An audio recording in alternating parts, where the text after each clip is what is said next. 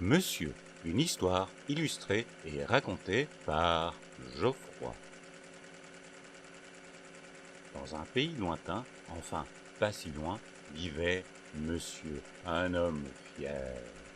Il avait 7 enfants qui avaient 6 frères et 7 sœurs, dont elle. Elle, avec une robe longue, c'est une aquarelle. Elle, c'est pas une ville, mais une citadelle. Elle, c'est pas une dame, mais une demoiselle. Quand on la voit, on dit d'elle, oh, qu'elle est belle. Roquelle est belle. Voilà comment elle s'appelle. Roquette les belle. Un jour, monsieur dit, Je vais aller en ville pour y faire des affaires. Je vous ramène quelque chose? Oh, on veut des doudous, on veut des chouchous, on veut des bijoux. dirent les autres. Et toi, Roquet, que veux-tu? Une fleur en pétales.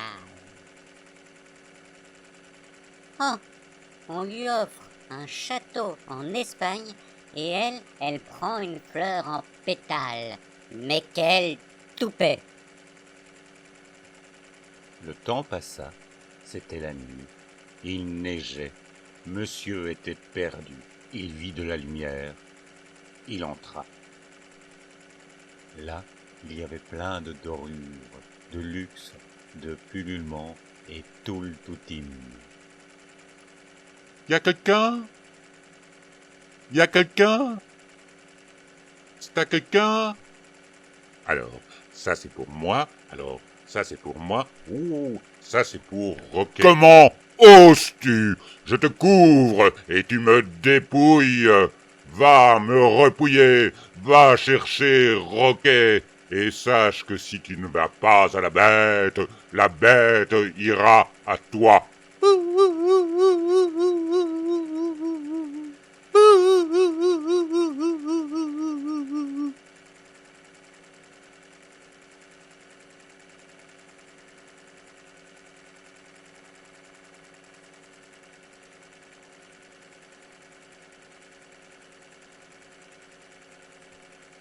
Ouf!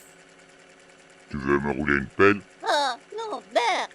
Tu veux voir Paris? On va voir Paris. Tu veux voir New York? On va voir New York.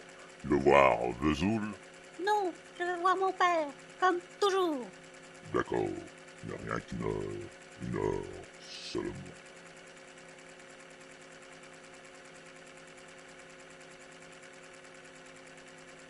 Trois mois plus tard,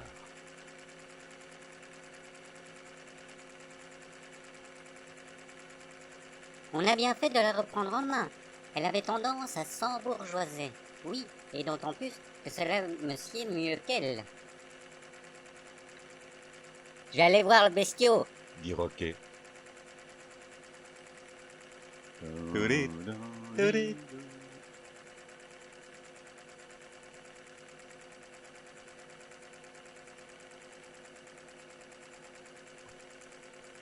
Mais qu'arrive-t-il? Où sont les dorures, le luxe, le pullulement et tout le toutim? C'est parce que je me meurs. Je m'en vais et avec moi, tout s'en va. Après moi, le déluge. Je défaille. Non, ne t'en va pas. J'aime ton subtil fumet grandissant, inoubliable et si indélébile qui nous transporte. Allez, je te roule une pelle. Sniff, pouf. Ha ha, ha ha, le prince Fandor est vraiment trop fort. Une vieille pécore avait jeté un sort au prince Fandor que seule une larme sincère pouvait libérer. Mais, je t'ai roulé une pelle. Jeter un sort sous prétexte que le prince Fandor était trop imbu de lui-même au point de parler de lui à la troisième personne. Le prince a eu bien raison de la jeter dans les orties plutôt que de salir sa chemise à portée du bois. Mais le prince Fandor est plus fort, est le plus beau, est le plus... Oh, ton projet était si beau.